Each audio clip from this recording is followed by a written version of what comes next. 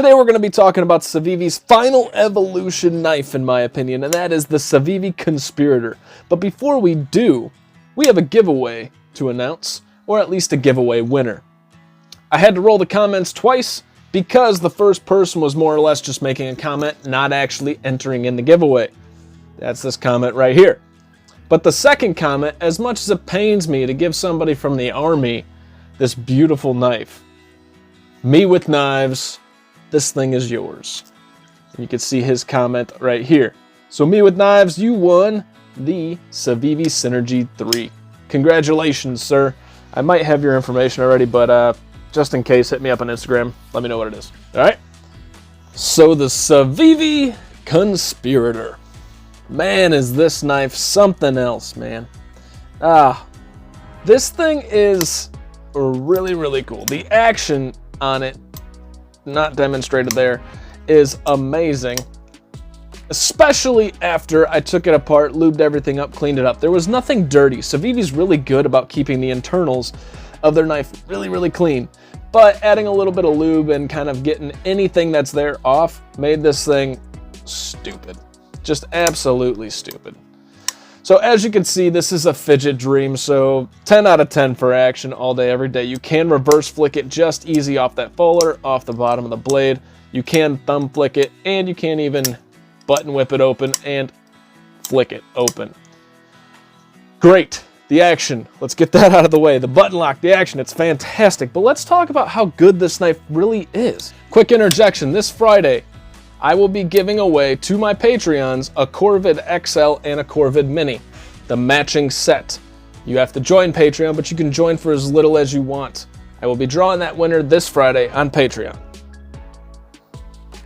Patreon's www.patreon.com/EEDC, as seen on the screen right here. So this is the stone-washed Nitro V blade, almost with the full flat grind. It basically is a full flat grind until you get to the swedge that carries down to there. And the swedge is more or less just aesthetic. It looks pretty cool. It does carry a little bit of strength, but nothing too special. We have this fuller going on right there and some jimping that carries a long way up the blade. That's beautiful. That's a beautiful thing.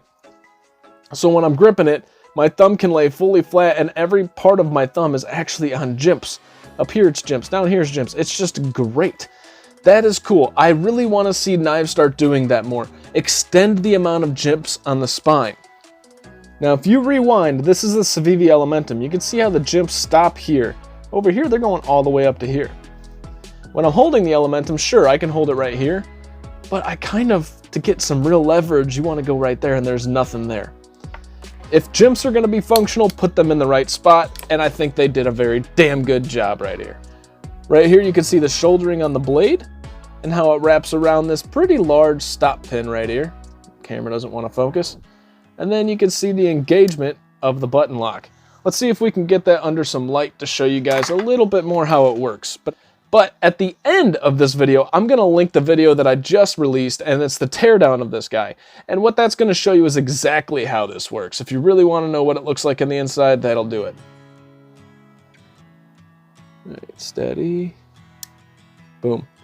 See how that round part actually engages the tang, so now the blade cannot go anywhere. Now when you release, see how the round part goes in, and now you're looking real close, that round part actually disengages with the tang, allowing the blade to close.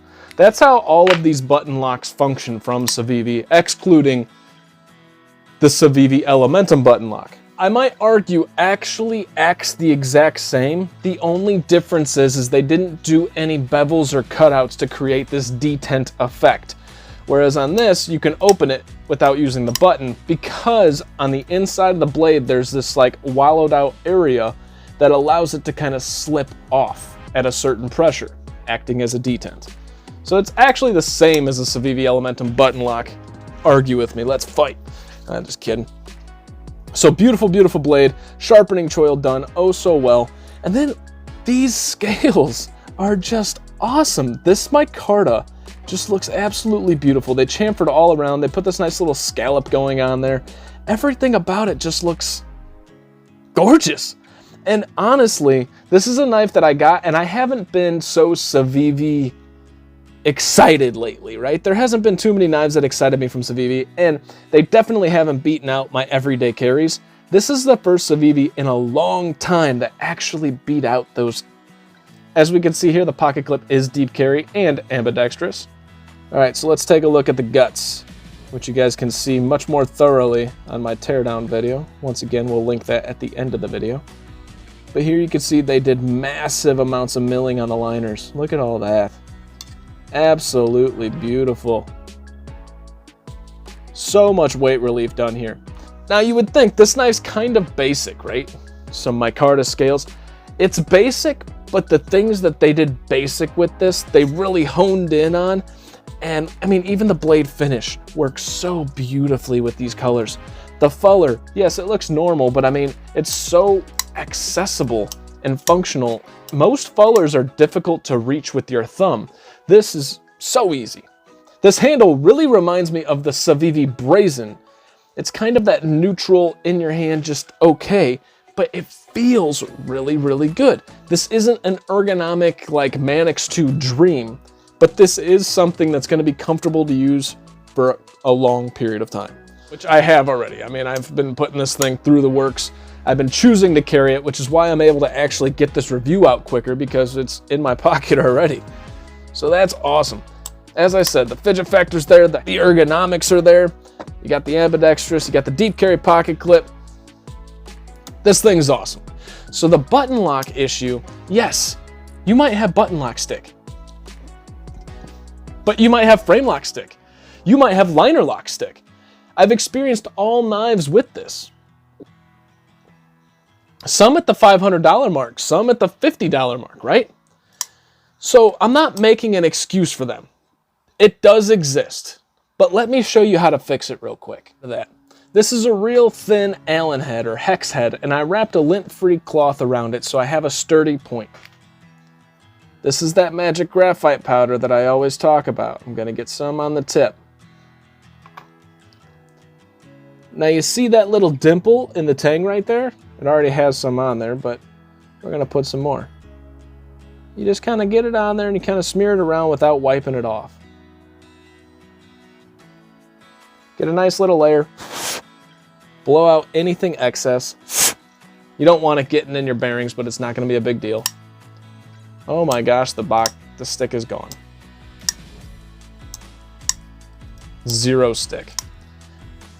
Now for those of you complaining that I don't have that magic graphite powder, grab a frickin' pencil, it's graphite. You might have to shave it down so it'll fit, but you can color on that tang.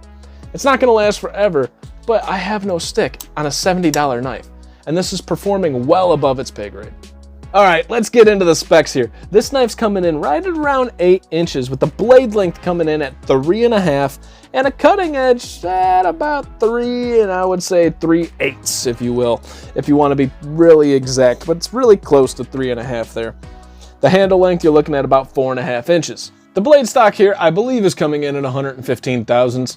This is showing 113. That just might be a difference in, the tolerances allowed at the factory, or maybe my calipers are a little off. The behind the edge appears to be coming in around 15 thousandths. That's pretty darn good. The handle thickness is coming in at 0.52 inches. That's right around average and right around the thickness of handle that I like to really fill out your hand. Overall height in your pocket's coming in at about 1.33. To put that into perspective, your Spyderco PM2's coming in at about 1.6, your Para 3's coming in at about 1.6, and your Manix 2's coming in at around 1.7. So it's going to be much more narrow in your pocket and easier to carry. Despite being an 8-inch knife with 3.5 inches of blade length, this thing's coming in at 3.77 ounces. Under that 4-ounce mark, you're really not going to notice this thing in your pocket. This is awesome. Prospectively, that's about 1 ounce heavier than the Civivi Elementum. Here is your Civivi Conspirator up against the Civivi Altus and the Civivi Elementum. Insert your Kizer original, and I'm telling you guys, I'm going to do a video talking about these 3 knives in particular in the very near future, so watch out for that. But this really shows you the size difference between the Civivi Altus and the Civivi Conspirator. To stick with the theme of button locks, here is your ProTech Mordax and your Spyderco Smock. Here it is up against the Kershaw Bare Knuckle and the Kizer Sheepdog. I think there needs to be a comparison between these two, because these are now my two favorite micarta budget knives for under 80 bucks. So for around $70 to $75, what are you getting out of the Civivi Conspirator? You're getting a flat grind blade with this beautiful, I'm gonna call it a spear point almost. It's almost a spear point style blade, as the pivot does almost line up with the tip of that blade, just a little bit off. With this Nitro V blade steel, beautiful design, so much thought despite looking like such a just neutral knife. The follower is functional both for your thumb and reverse flick. The action is incredible. This is hard to do underneath the camera. For those of you that have done it, you know what I'm talking about, but it's just silly.